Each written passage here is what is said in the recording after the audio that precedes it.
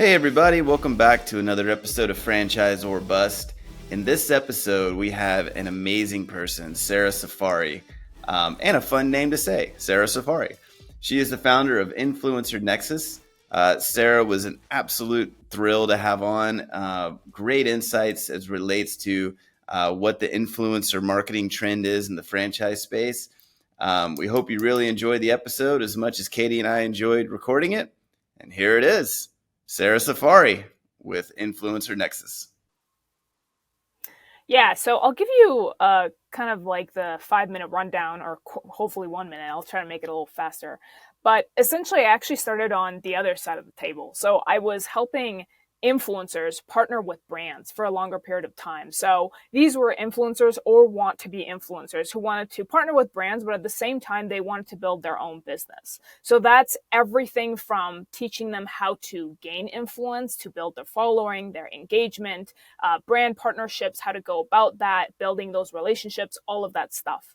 I did that for about a half a decade. And then in the process of doing that, I noticed a lot of missing pieces across brand influencer relationships. So this was anywhere from standardization. If you look, there is a complete lack of standardization in the industry. And it's not a very sexy term, but it is very important in that measurements, different ways to do things, influencer pricing, everything is on different scales, and there's no standardization across any of that. Another thing was, and this is something that I refer to often, a really large level of influencer fraud, right? So as influencer marketing has grown, and it has grown like substantially year after year, right? Like very, very large.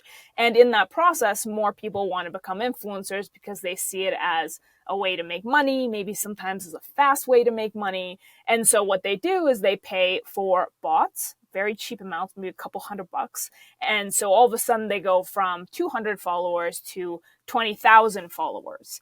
But that doesn't mean much. So whether it's follower fraud or engagement fraud, that's really negative for the brand, obviously, because it's going to cause an upside down return. So while measurements might look great on the front end, where here's this influencer, they have amazing engagement, their reach is really high, their following is good, maybe they have comments on their posts, all of these things that are part of what we use to measure if an influencer is a fit with a brand, those things kind of go away because they don't matter if it's, fraudulent. So a lot of brands, especially if they're not running brand awareness campaigns, are going to see an upside down ROI. But with brand awareness campaigns, often they don't know that they're seeing an upside down ROI because it looks good, right? So we're sending all of this traffic to this franchise or this landing page or wherever it is that you're sending it because it's a brand awareness campaign, and we're not measuring conversions to maybe a download or to a purchase or whatever it might be.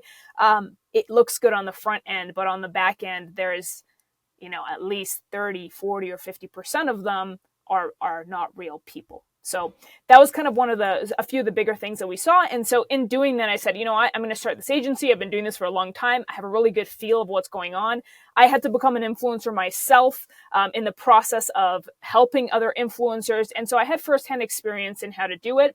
And so that's when I kind of switched to the other side of the table after about half a decade to really helping brands partner with influencers and doing that in the right way, in a way that actually brings return, brand awareness, whatever the campaign goal is ultimately. Yeah, and that certainly it certainly resonates with anyone who's a part of a franchise brand or whatever is.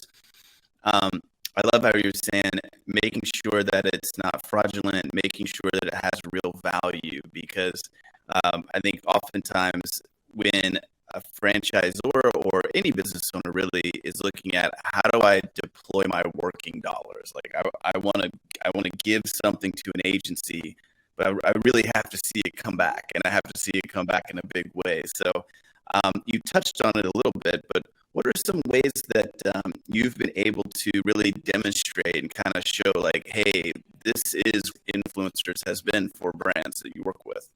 I think that's a really important question.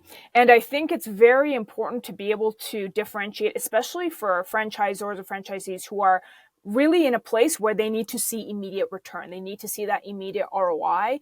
Understanding the way that this functions is a good baseline to have. And so when we look at influencer marketing, it is essentially word of mouth at scale. So if you think about, whether it's your wife who made a recommendation, a friend, whoever it might be that you genuinely trust, most of the time we're going to take that recommendation, whether it's to go see a movie or to go to X therapist or to go and do Y thing at this park that has this great restaurant. Whatever it might be, we're going to take that advice stronger than we would if it came from an ad or a stranger. So influencer marketing is very similar in that way, because the followers of the influencer who actually have influence, which is an important piece of this whole thing, is because you could have hundreds of thousands of followers and still not have much influence. So if you do have genuine influence, it's a very strong statement for them to make any kind of recommendation of this franchisee or whatever it might be that they're making that recommendation for. And so the conversion is a lot higher. But with that said, it's not instantaneous at all times. So what happens a lot of times with smaller brands is because they want the return immediately, and sometimes they want to compare it to paid advertising, the two don't work necessarily the same, even though they have some level of similarity, right? So with influencer marketing, there does need to be multiple touch points in many cases. So what that means is, let's say we reach out to an audience, 10% of them purchase right away, 10 to 15% purchase right away. You still have another 85% who haven't purchased yet, but they're going to purchase in a week, a month, 2 months, 6 months from now, right? And what happens a lot of the time, especially with smaller, even sometimes medium-sized businesses, is we always want to hit the top of the iceberg, and then we kind of let go of the part where we can't see, and we just let that slide when, if we were able to allow the marketing ecosystem, so to speak, to function well together, you can now be able to see substantial increases in conversion over time. So it's one of those things, I compare it to compound interest, whatever you want, you do start seeing the compounding effect over time, regardless of whether that's what kind of influencers work best for us, what kind of creative works best for us, what are the audiences that resonate with X type of video versus Y type of video, what platform is the platform that's going to do well for this kind of franchise versus this kind of franchise. So there's so many different variables that go into it, and there needs to be a grace period for testing for that to occur so that you can hit that sweet spot. And then once you hit the sweet spot, you can start kind of scaling from there. I think that's so spot on. As a fellow marketer and somebody who owns an advertising agency, the holistic approach is what you're really getting after. It's like, yes, the influencer side has to be very strategic. It's got to fit the brand. It's got to fit where they're at. But it doesn't necessarily live in a silo, right? You can't give me all your money and put everything into Google, right? It's like, well, that's probably not going to work. I mean, that's that's not the way it is. But as a complete program, you want to have that touch point on the influencer side as well. It always makes me think to myself. You also said like it's a giant word of mouth platform, which is so spot on, because where am I going to go eat pizza in New York? Well, I watch Dave Portnoy's pizza reviews, and if he says it's good, I'm like, well, it's probably good. So I just go to it. Even if I don't know, it could be terrible. I don't know if he knows anything about a lot of pizza, so I'm going to go do it. Talk to me a little bit then about how you do tailor. You're mentioning we understand the power of the messaging, the power of the person potentially, et cetera. But you also mentioned kind of tailoring the specifics to, all right, this type of brand is really going to benefit from this type of influencer. How do you go about that process and identifying what is going to be best for the brand to bring them the most return? Yeah, awesome. I'll dive into that. I also want to kind of address something that you had brought up when you were talking about search engines and stuff like that. Even kind of considering that, like, the way that all of it works, there does need to be a level of cohesion. Like, none of them work separately from one another in a vacuum. They work well together. So, for example, while Google or any search engine is a discovery tool, it is also a tool where people go for very specific queries after they've learned or discovered about something. So that could be via a friend on WhatsApp or on Slack, which we would call the dark web. It could be via paid advertising. It could be via an influencer who they saw the post of, and then they wanted to go look into it a little bit more. And then paid advertising works the same way. Maybe they saw it on the ad and then they saw an influencer promote it thereafter, or vice versa, or whatever it might be. And then they saw a Pinterest ad and billboard, whatever it might be. It's just acknowledging, and I think a lot of people understand and know, but they don't acknowledge it to the same degree of like, immediate purchase isn't going to be, in most cases, on the first point of exposure. That just leads to a discovery process. And if you can understand that and give it the time it needs for that to lead to a purchase, and once it leads to a purchase, given that you have a great product, there's going to be a really high LTV, so lifetime value of whatever it is that you're selling, that's when you hit the jackpot. And that's when you can continue to see growth. But when there's holes in one area of your marketing, or even in the delivery, or even in the product, whatever it might be, you're going to constantly be striving to bring in new traffic via one method, but really the issue might be here, or the issue might be here in a different location. So just something to address. And then in my rant that I just went off of, I totally forgot your last question. So if you can ask me that again. Yeah, so my last question was really just more around how you're going to be kind of effective in tailoring which influencers go to which brands. So, making sure that you're identifying, this type of influencer would really resonate with the customers that are trying to associate themselves with that brand. Yeah, so in most cases, it's kind of straightforward, but also you want to diversify your demographic to some degree. So for example, let's say we're working with, I'm just going to name a random business. So let's say we're working with a dating app. So to a degree, we know we're going to be speaking with influencers who are in the dating world, who are dating coaches, who are dating therapists, who are these kinds of experts that we can target. But also, we want to test other things outside the obvious. So maybe we want to try lifestyle influencers. Maybe we want to try travel influencers and see how that resonates, because you'd be surprised to what degree, and if anyone has ran ads here, is you're not always directly running to that demographic. You're running to different demographics that are somewhat associated with it that you think will resonate, and then you kind of hit it home with the copy, or you hit it home with the creative. And that's similar in that sense, where you want to do the same thing. So we always start with what we know absolute will work what best and has the highest level of resonance. And then we try to kind of expand demographics where it's possible from there, especially when the brand at that time is trying to scale. So start kind of with the specifics and then just really try to expand from there. The other thing is the creative matters, right? Like the creative really matters, and how the influencer speaks about it really matters, and how the agency works with the influencer really matters. And so what I mean by that is I have a show, it's called Behind the Scenes with Influencers. So I interview influencers who typically do brand deals, have partnerships, have had them. It's kind of what they do for a living. And countless times I've heard them say some variation of, well, the brand kind of scripted me. They gave me like all these things, and it was, this skincare product. And then I had to read off every single ingredient that was on the label because they wanted me to. And like, sorry, but that's not going to resonate with their audience. Like maybe their audience wants to feel young, or their audience wants to feel really fresh before they go to bed, or whatever their reason is. It's not going to be the ingredients. So it's whatever, oftentimes when it's our business or our franchise or our product, we become so attached to what we know to be the value proposition that we detach from what the audience sees as the value proposition.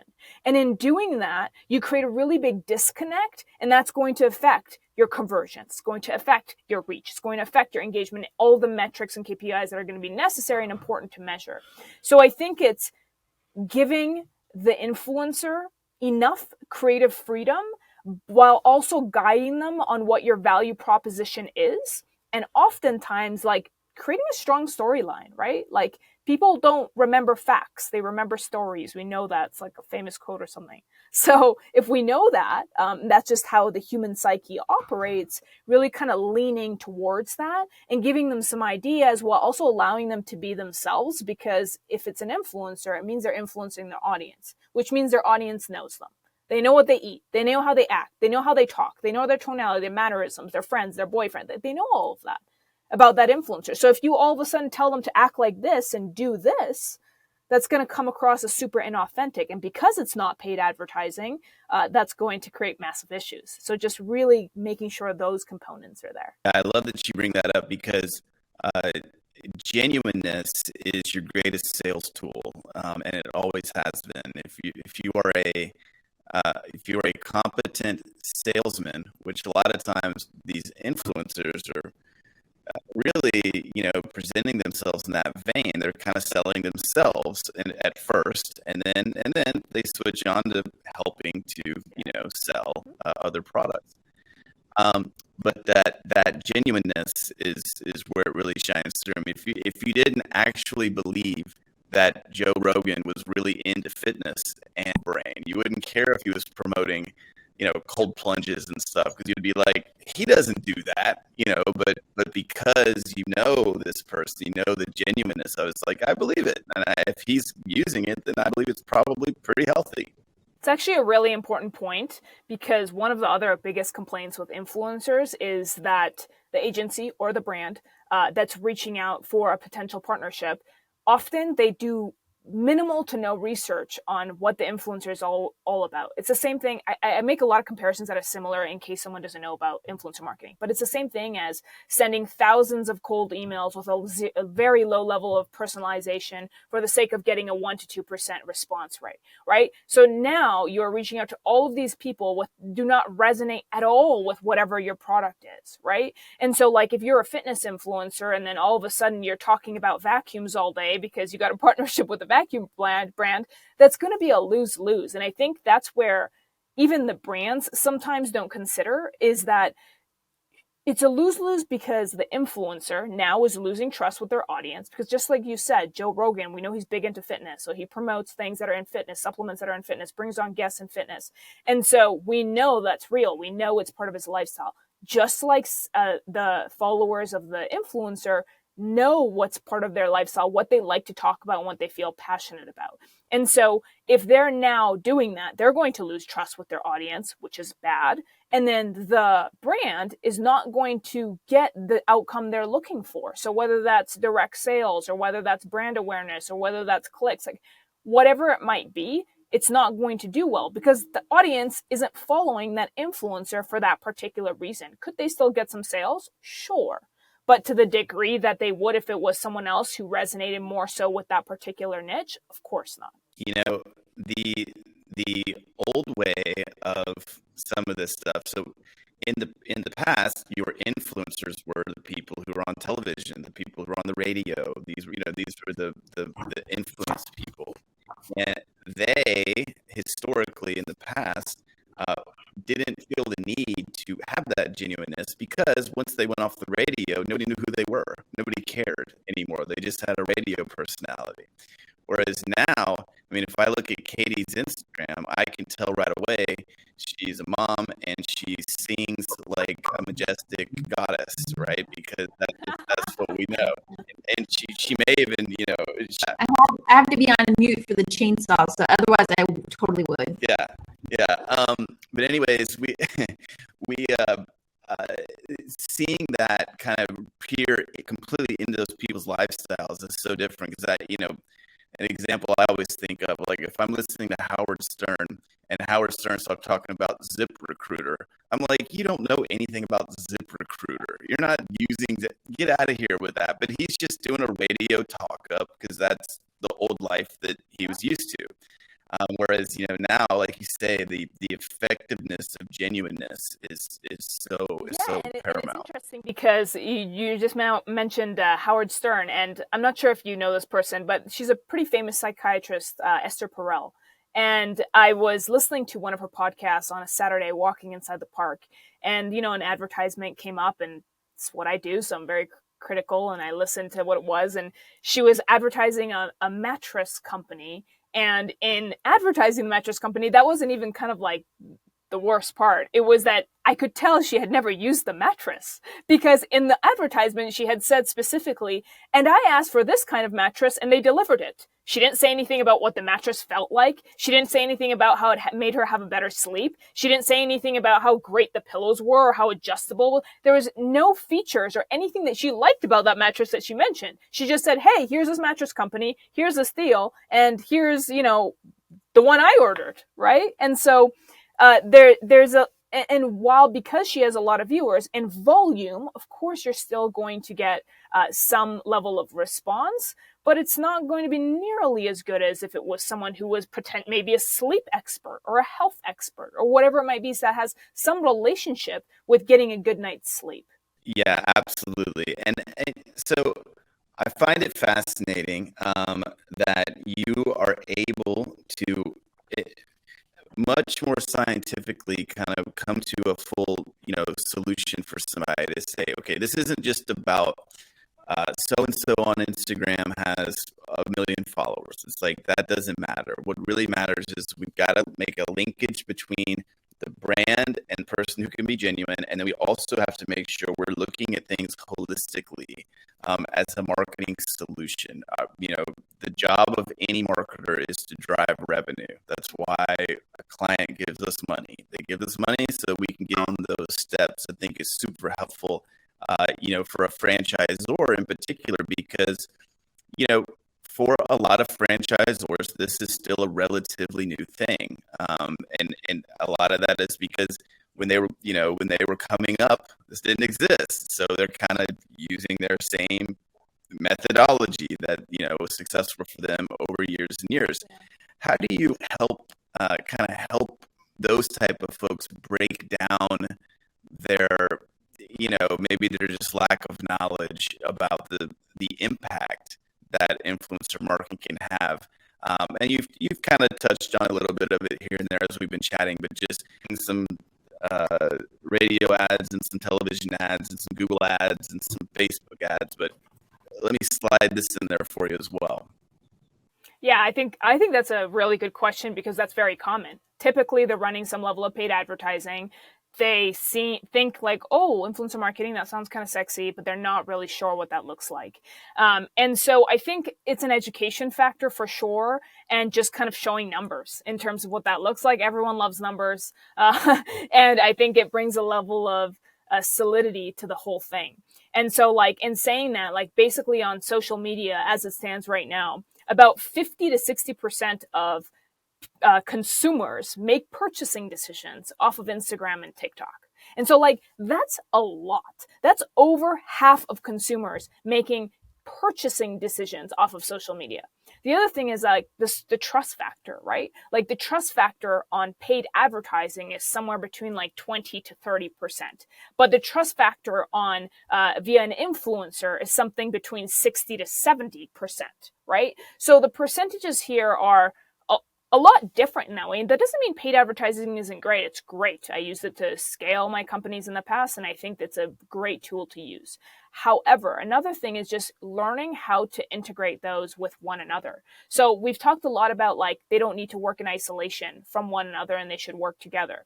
But we haven't really talked about what that looks like, right? So we talked about search engines and how that can relate. But if we're talking about paid advertising, knowing that a lot of franchisors do that, and that's like a common form of advertising for them, it's how can we combine this so that we get benefit from both at the same time, and that our paid ads perform even better while we bring in a new source of traffic via influencers. And there's two ways to do that. One way is going to be via user-generated content. And there's studies out there that show that user-generated content is 60% more powerful using paid advertising than it is if it's like any kind of other model. It's like a generic branding, whatever it might be, right?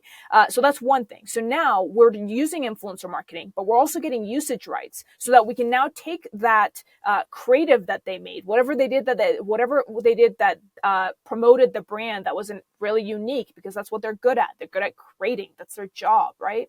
And so now we can put that on a paid ad. We can increase the return. We can increase the lead generation, all that stuff.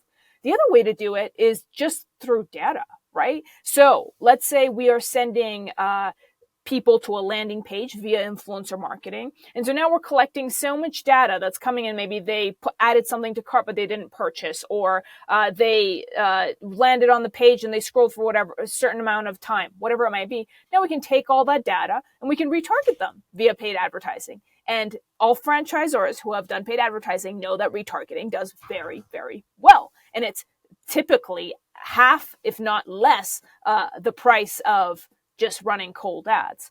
And so now we have traffic coming in from influencer marketing alone, but we have traffic coming in from retargeting, and we're reducing our cost per lead or cost per conversion by switching how we run creative, by running UGC content, because we know it performs 60% better than other forms of creative. So that's just an example of, hey, you're doing this thing, it's working well. Keep doing it. We're not saying don't do it, but how can we integrate it with this other thing that also works really well, that brings in a new source of traffic, but helps your other sources of traffic at the same time? For sure. I'm totally with you on that. And the holistic approach to enhancing campaigns is just, it's necessary at this point. It's not, it's no longer like, oh, that's cool if we can get, somebody, maybe it's like, no, these people are willing. This is their job. Their job is to be an influencer, and if they can, promote a brand and generate revenue. I mean, that's what they're wanting to do. Talk a little bit then about the future. Do you feel like AI is going to have any type of influence? Actually, right now, I am AI, right? I'm not even a part of. Katie wrote a script for me to just be Trevor's, the FranchisOR Bust host. Amazing job by Katie. I seem very lifelike, but do you feel that there's any, just anything on the horizon there that might be interesting in terms of just being like, I could AI generate that such and such is,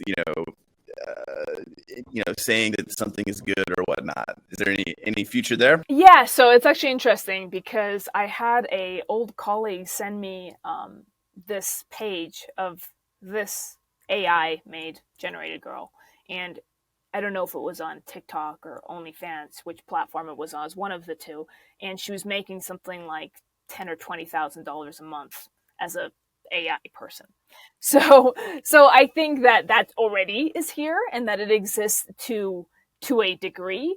But and to what degree it will influence, I'm not sure.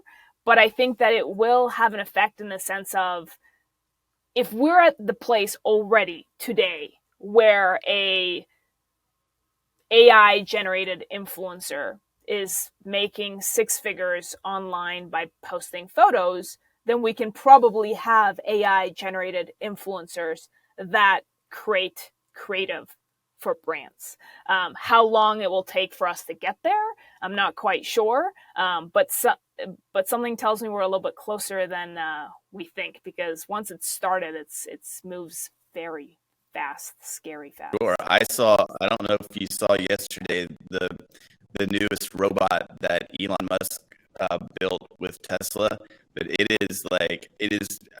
has like fully functioning hands, and it's like moving around, and it's a little it's gonna be fast.